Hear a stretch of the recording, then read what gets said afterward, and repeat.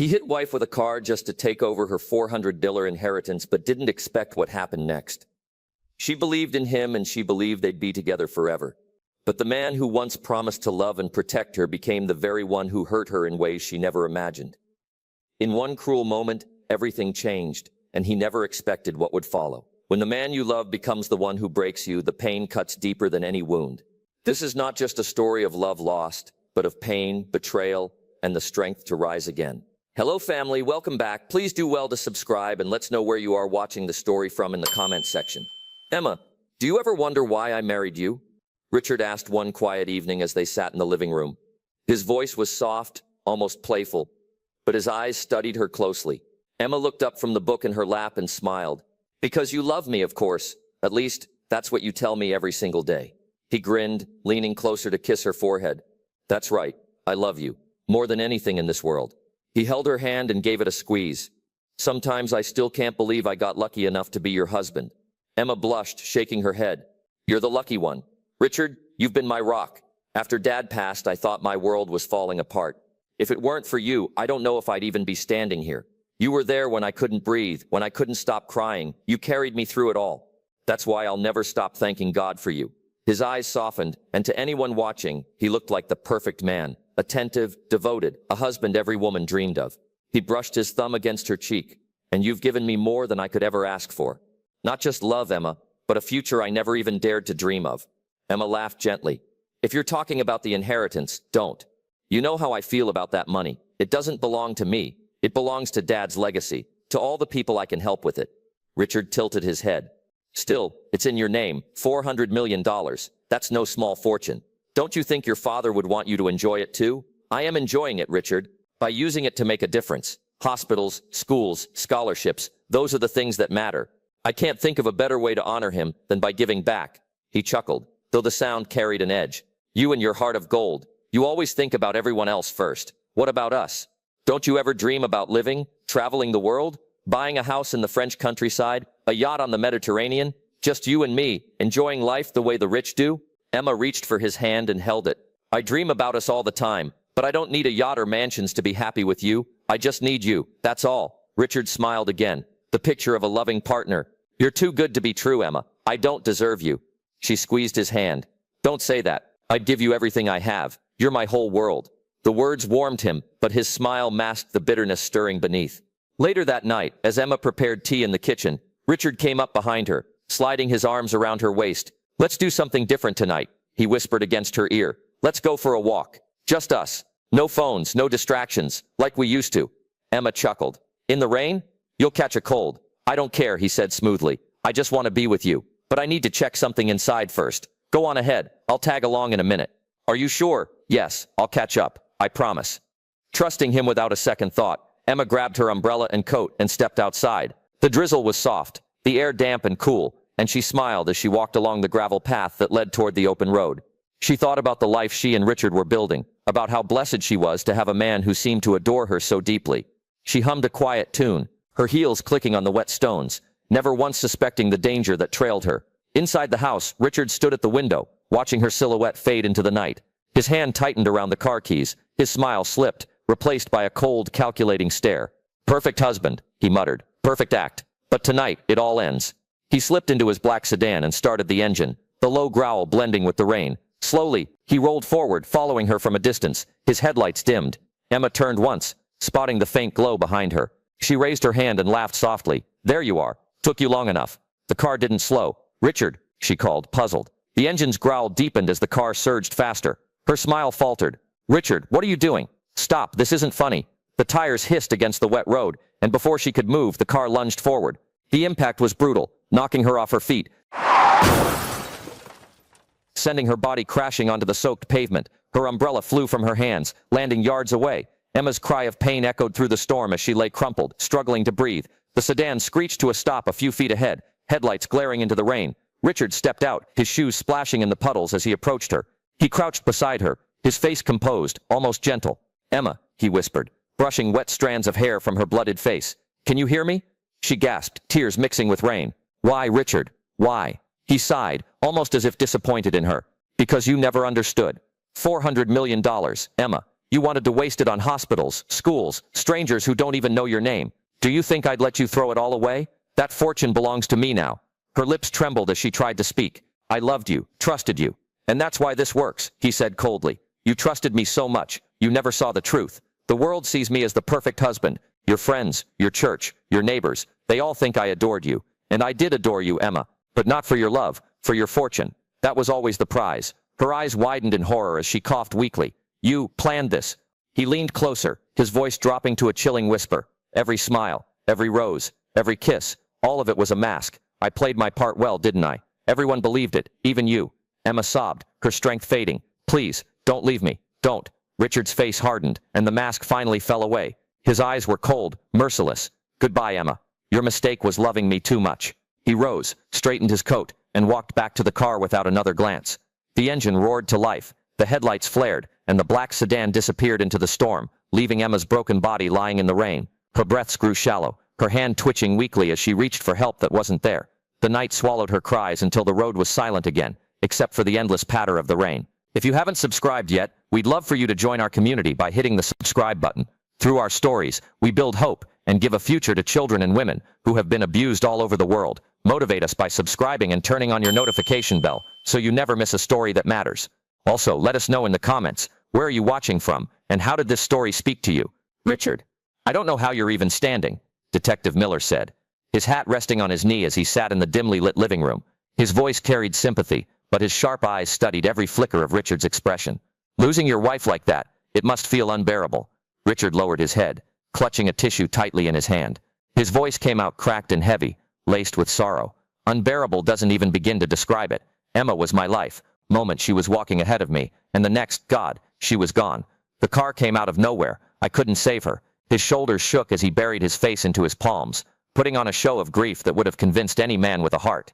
Detective Miller leaned forward, tapping his pen on the notepad. "You said you saw her after the impact?" Richard sniffled, his hand trembling as he dabbed his eyes. "Yes, she fell. There was so much blood, Detective. By the time I ran to her, she wasn't moving. I couldn't even bring myself to—" His voice broke again. "It's too painful to remember. We haven't recovered her body yet," the detective said slowly. "With the rain and the runoff, it's possible she was carried further down the ditch. But don't worry, we'll keep searching until we bring her home. You have my word." Richard lifted his face, his eyes glistening as though filled with tears. "Please, please find her. I can't rest until she's laid to rest." The detective gave a firm nod. "You're a strong man, Richard. Emma was lucky to have someone who loved her so deeply." Richard nodded weakly, his lips pressing together in a way that looked like he was fighting back sobs. The detective closed his notebook, rose from his chair, and left. The moment the door clicked shut and the car pulled away, Richard straightened, his trembling hands suddenly steady. He walked to the cabinet, poured himself a glass of whiskey, and downed it in one gulp. He smirked at his reflection in the glass pane of the window. "To Emma," he whispered, "my sweet, naive Emma, you trusted me too much. Now everything is mine." The phone rang sharply. Richard cleared his throat, slid his mask back on, and answered in a low, weary tone. "Hello? Richard, it's Margaret," came Emma's aunt's trembling voice.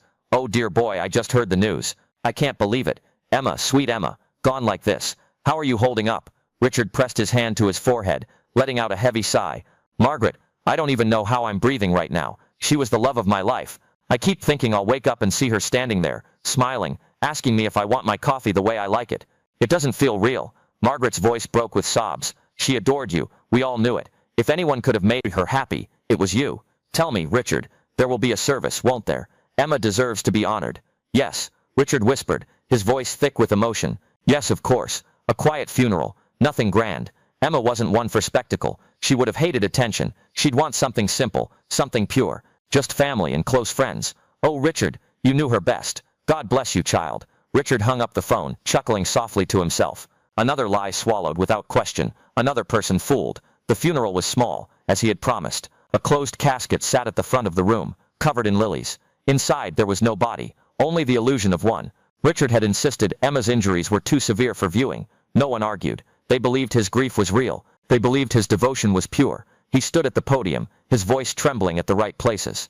"Emma was my heart, my soul, my better half. I don't know how to breathe in a world without her, but I will try, because that's what she would want. She was light in a dark world, and though she's gone, her light will live on." He dabbed his eyes with a handkerchief, and people in the audience broke down in tears. Margaret held his hand and whispered, "She would be proud of you. You were her everything." That night, when the house was silent, Richard opened a bottle of champagne. He poured himself a glass, walking slowly through the wide halls, his footsteps echoing. 400 million, he whispered. Finally mine. The accounts, the houses, the investments. No more arguments about giving it away. No more nonsense about hospitals and schools. Just me. Just my life. He stood before the mirror, staring at his own reflection with a triumphant grin. And they all believe it. The perfect husband, the grieving widower. No one will ever know. But miles away, in a small farmhouse at the edge of a quiet village, Emma stirred. Her body was weak, every bone aching, her skin pale, but her breath was still there. An elderly woman sat by her bedside, pressing a cool cloth against her forehead. Easy, child, the woman said softly. You're safe now. You'll live. Emma's eyes fluttered open, vision blurred. She struggled to speak, her voice a hoarse whisper. Where am I? You're in my home, the woman said kindly. My husband found you on the road. You were broken, bleeding, left for dead. He brought you here. We thought we'd lost you, but you're stronger than you look. Rest now. You've been given another chance. Emma's lips trembled, as memories crashed over her like a wave. The rain, the headlights, Richard's cold words when he leaned over her broken body. Her chest heaved as she whispered, He tried to kill me. The woman frowned, and pressed her hand gently against Emma's shoulder. Hush now. Save your strength. You're too weak to waste it on anger. Emma turned her head slowly, tears spilling down her cheeks. I loved him. I trusted him with everything, and he left me to die like I was nothing. The woman's husband entered quietly, carrying a tray of soup. He set it down and looked at Emma with gentle eyes. You don't worry about what he did. Worry about getting strong again. The truth has a way of coming out, child, but you need to be alive to see it. Emma clenched her fists weakly against the blanket, her body shaking with both pain and rage. He's out there, living off everything my father left me. He thinks I'm gone. He thinks he's won. The woman stroked her hair gently. Then let him think it for now. There will be a time to rise, but for now your fight is to live. Do you understand me? Emma closed her eyes, whispering through tears. Yes, I'll live. I won't let him win. As the farmhouse fell quiet again, Emma drifted into an uneasy sleep, her body broken but her spirit burning. And far away Richard sat in his mansion, sipping champagne, smiling at the thought of his perfect victory, blind to the storm that was already brewing against him. Why did he do it? Emma whispered one night, her voice hoarse and trembling as she lay on the narrow bed in the farmhouse. The oil lamp cast a dim glow, showing her bruised face and bandaged arms. I gave him everything. My love, my trust, my whole life. Why wasn't that enough? The old woman sitting beside her sighed deeply and stroked Emma's hair as if she were her own daughter. Because some hearts are greedy, child. Some men can wear a smile and still hold a knife behind their back. He didn't want your love. He wanted your fortune. Emma's eyes filled with tears. But he already had it. We shared everything. He didn't need to. Her voice broke and she covered her face with her trembling hands. He left me in the rain like I was nothing, like I was worth nothing. You're worth more than all the money in the world, the woman said firmly. But you must stop crying for him. Cry for yourself if you must. Cry for what you've lost. But don't waste another tear on a man who betrayed you. Emma lowered her hands, staring at the ceiling. Her voice hardened. He thought he ended me. He thought he'd take everything and live happily without me. But I'm still here. I'm alive. And one day he's going to see me again. The woman nodded slowly. That's the spirit. But strength takes time. You must heal before you rise. Don't rush. When the Lord spares your life, it means he still has a plan for you. For weeks Emma lay in that room, her body healing but her mind burning. Each day she grew stronger, both in flesh and in spirit. At night she replayed Richard's words over and over. His calm confession, his cold smile. It hadn't been a moment of rage. It was planned. Every kiss, every smile, every whisper of love had been part of a mask he wore. And that mask had fooled her completely. When she was finally able to walk without collapsing, the old woman gave her a small mirror. Look, she said. Emma stared at her reflection. Her face was pale, her lips scarred, her once smooth skin now marked with faint lines of healing wounds. She barely recognized herself. Her eyes, once soft with love, now carried fire. I don't even look like me anymore, Emma whispered. Then let that be your strength, the woman replied. If he doesn't recognize you, you can move in the shadows. You can watch him without him knowing. That will be your advantage. Emma closed her fist tightly around the edge of the mirror. Yes, he won't know I'm alive. Not yet. And while he thinks he's won, I'll prepare. That night Emma wrote her first letter in secret, sending it through the villagers' only connection to the city. It was addressed to a man she trusted beyond anyone else. Her father's old lawyer, Mr. Daniel Harris. Weeks later, Harris arrived at the farmhouse, disbelief written across his face when he saw Emma alive. Emma, he gasped, nearly dropping his briefcase. Good God, the entire city thinks you're dead. I attended your funeral myself. Emma's lips twisted bitterly. Yes, Richard made sure of that. Harris sat, his voice low and urgent. Do you know what this means? Legally you've been declared dead. Richard now controls everything. The accounts, the assets, the trust. He's burning through your fortune like wildfire. Emma leaned forward, her voice cold and sharp. Then we let him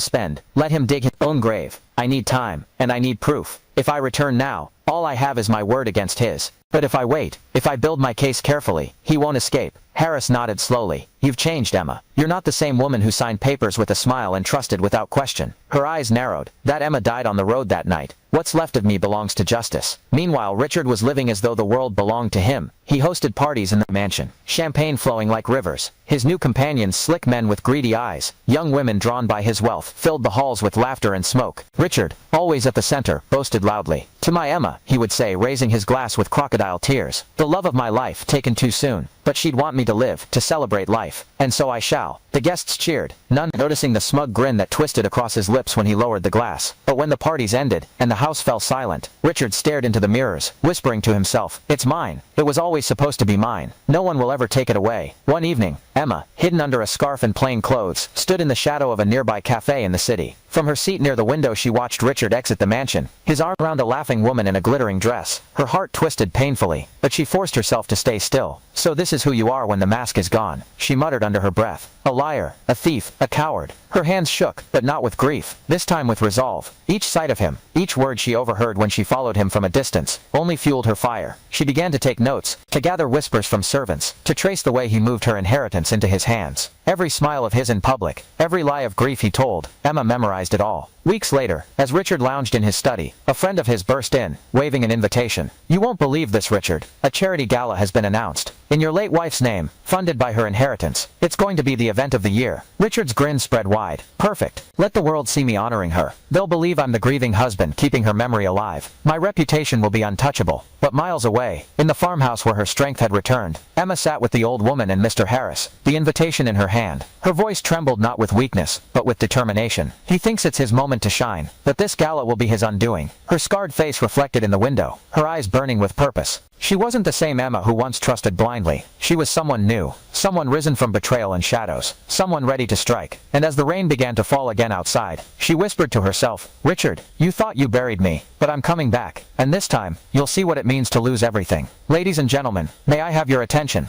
Richard's voice boomed through the grand hall, bouncing off the crystal chandeliers. The gala was in full swing. The richest of the city, gathered in glittering gowns and sharp tuxedos, sipping champagne under golden lights. Richard stood tall at the podium, his smile wide, his black suit perfectly pressed. Cameras flashed as he raised his glass. Tonight we gather not only to celebrate generosity, but to honor the legacy of my beloved wife, Emma. She may be gone, but her heart for charity lives on, and I, as her husband, promise to carry her vision forward. The room erupted in polite applause. Margaret, Emma's aunt, dabbed her eyes with a tissue. He loved her so much, she whispered to a guest beside her. Richard bowed his head solemnly, though behind his eyes glimmered smug satisfaction. He looked out over the crowd, drinking in their admiration. This foundation, this gala, this night, it is all for her, my dear Emma, whose light still guides me. I know she is looking down from heaven, smiling at what we are doing in her name. The applause grew louder. Richard spread his arms, soaking it in like a king on his throne. And with your help, ladies and gentlemen, we will raise millions tonight. Together we will honor Emma in the grandest way possible. But just as the clapping reached its height, the heavy doors at the back of the hall creaked open. Heads turned. A hush fell over the room. A woman stood in the doorway, slim, cloaked in a simple dark gown, her face partly shadowed by the dim light of the hall. She stepped forward slowly, heels clicking against the marble floor. Gasps rippled through the crowd as the light touched her face. It was Emma, scarred, pale but alive. Impossible, someone whispered. She's dead. We buried her. Margaret dropped her glass, eyes wide. Emma? My God, Emma. The room broke into chaos. Guests murmuring, cameras snapping furiously, voices rising in disbelief. Richard froze at the podium, his jaw slack, his champagne glass slipping from his hand and shattering on the floor. Emma stopped at the center of the hall, her gaze locked on him. Her voice was steady, strong, cutting through the noise like a blade. Did you miss me, Richard? Richard's face twitched. He forced a laugh that sounded hollow and strained. Emma, this can't be real. No, this is some trick, some cruel joke. Emma took another step, her heels echoing. No trick, no joke, it's me, the wife you left for dead on a rainy road. The crowd gasped again. All eyes turned back to Richard, his face flushed, his hands gripping the podium. She's lying, he shouted suddenly, desperation leaking through his voice. This isn't Emma. My Emma died. I buried her. Emma's lips curved into a bitter smile. Did you, Richard? Or did you just leave me in the dark and hope the storm would finish the job? Did you think no one would ever find me? Margaret clutched her chest. Dear Lord. Emma pulled a small recorder from her purse and held it up. I remember your words, Richard. Every one of them. Your fortune is mine now. Every last dollar. You gave me your life, remember? She pressed play, and his voice filled the room, clear and chilling, captured from the night of her betrayal. Richard's eyes widened. No, that's fake. Someone tampered with that. Emma cut him off, her voice firm. Do you also want to deny the bank transfers, the accounts you moved into your name, or maybe the testimony of the very people who saved me from dying that night? She turned toward the crowd, gesturing to a group at the side. The old couple from the farmhouse stepped forward, their presence humble but undeniable. They found me, Emma continued, her voice trembling with emotion but steady in resolve. They gave me shelter. They nursed me when I could barely breathe. They heard me cry in my sleep about the husband I thought loved me. And when I was strong enough, I started to gather proof. Every penny he stole, every lie he told, every mask he wore. The audience erupted in shocked murmurs. Cameras flashed like lightning. Richard's friends shifted uneasily, some stepping away from him. Richard slammed his fists on the podium. You think you can ruin me with lies? I am the one who carried her legacy. I am the one who built this night in her honor. Emma's eyes burned with fire. You built this night with money you tried to kill me for. You built it with blood on your hands. You weren't honoring me, you were burying me twice. First on the road and then here, pretending to be the grieving husband. The murmurs turned into anger, gasps blending into condemnation. Detective Miller suddenly emerged from the side of the hall, his badge glinting. Richard Lawson, we've heard enough. He stepped forward with 2 officers behind him. You are under arrest for attempted murder, fraud, and theft. Richard's face twisted. He stumbled back, pointing at Emma. She's lying. She's setting me up. Can't you see this? She's not even the same woman anymore. Look at her. She's scarred. She's... Emma raised her chin. Yes, I'm scarred. But scars don't mean broken. They mean I survived. And I will survive long after you're nothing but a memory. The officers grabbed Richard by the arms. He thrashed violently, his voice breaking into a snarl. No, you can't do this to me. I earned it. That money was mine. Mine. The guests stared in horror as he was dragged across the floor screaming. His friends, the ones who had drunk his wine and cheered at his parties, turned their backs. None lifted a finger to help him. Emma stood tall in the center of the hall, her voice carrying through the stunned silence. Greed can blind. It blinded him so much he couldn't see love for what it was. But truth never stays buried. Betrayal may break the body, but it can't kill the spirit. Applause broke out, first from a few, then spreading through the crowd like wildfire. Margaret rushed forward, tears streaming, wrapping her arms around Emma. My child, you're alive. You're truly alive. Emma held her aunt tightly, whispering, yes, and I'm never hiding again. Detective Miller paused as Richard was shoved toward the exit. He looked at Emma with respect. You've shown strength most people can't imagine. Justice will be served. But Richard wasn't finished. He twisted in the officer's grip, his eyes blazing, his voice dripping venom. Emma, you think this is over? You think you've won? I will come back for you. You will regret the day you humiliated me. Do you hear me? The officers pulled him out, his shouts echoing down the corridor, until the doors slammed shut. The room exhaled, the tension breaking, replaced by whispers of awe and disbelief. Emma stood at the podium where Richard had boasted minutes before. Her hands shook, but her voice was firm. This fortune will no longer be wasted on greed. It will go where it was meant to go. To schools, to hospitals, to lives that need saving. My father's legacy will live, not as Richard pretended, but as truth demands. The audience rose to their feet, applause filling the hall, tears glistening on many faces. Emma's scarred reflection glowed in the camera's flashes, not as a victim, but as a survivor. And somewhere in the shadows of her mind, Richard's words lingered like poison. You'll regret this. I'll come back for you. The reckoning had come, but the war was not yet over.